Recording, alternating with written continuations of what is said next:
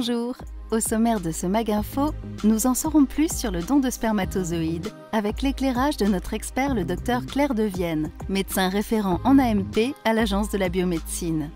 Nous écouterons l'histoire de Patrick qui a donné ses spermatozoïdes il y a de cela 20 ans. Enfin, nous répondrons aux principales questions que vous vous posez sur ce don.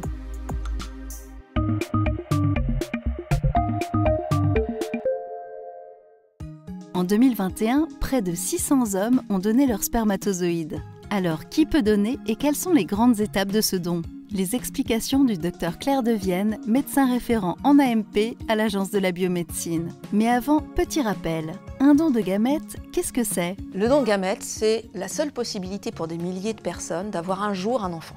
Parce qu'une gamète, c'est quoi? C'est un spermatozoïde pour l'homme, un ovocyte pour la femme. Et pour fabriquer un embryon, il faut la rencontre d'un spermatozoïde et d'un ovocyte.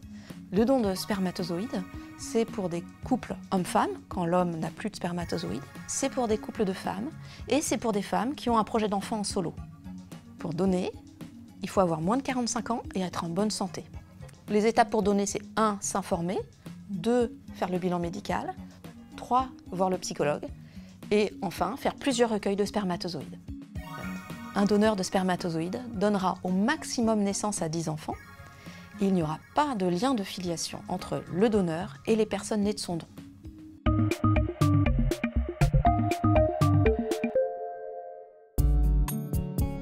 Il y a ceux qui reçoivent des dons de gamètes, et pour que cela soit possible, il y a ceux qui donnent.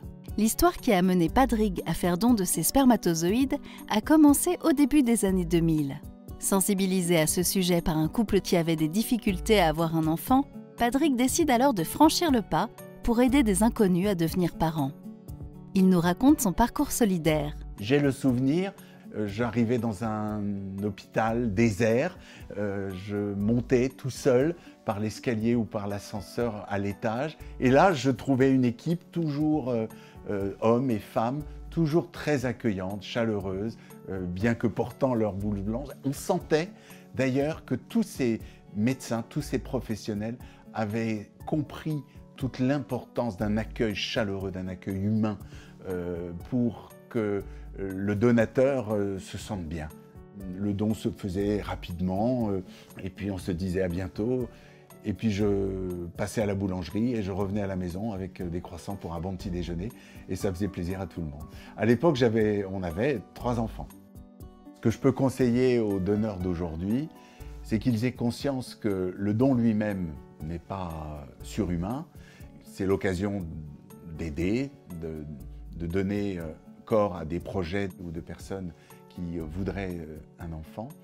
Mais ils en garderont au fil des années une énorme fierté, comme un acte simple qui les dépasse quelque part et qui les honore, je crois.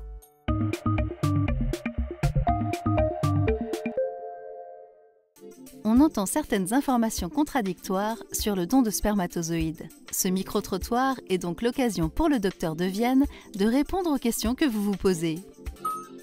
Je souhaite faire un don à quelqu'un que je connais. Est-ce que c'est possible? John, merci d'avoir cette idée de donner vos spermatozoïdes, mais en fait, vous ne pouvez pas donner à quelqu'un que vous connaissez, parce que le don, il est anonyme. Vous ne saurez pas à qui vous donnez, et les personnes qui reçoivent ne savent pas qui leur donne. Pourquoi a-t-on besoin de diversifier le profil des donneurs? Qu'est-ce que cela veut dire?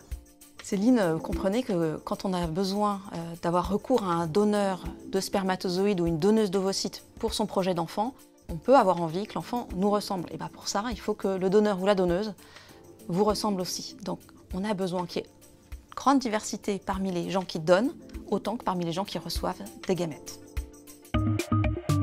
Faire un don d'ovocytes ou de spermatozoïdes, c'est donner à des personnes l'espoir d'être un jour parents. Aujourd'hui plus que jamais, elles comptent sur vous. Et c'est un geste solidaire et gratuit. Rendez-vous sur dondovocytes.fr et dondespermatozoïdes.fr.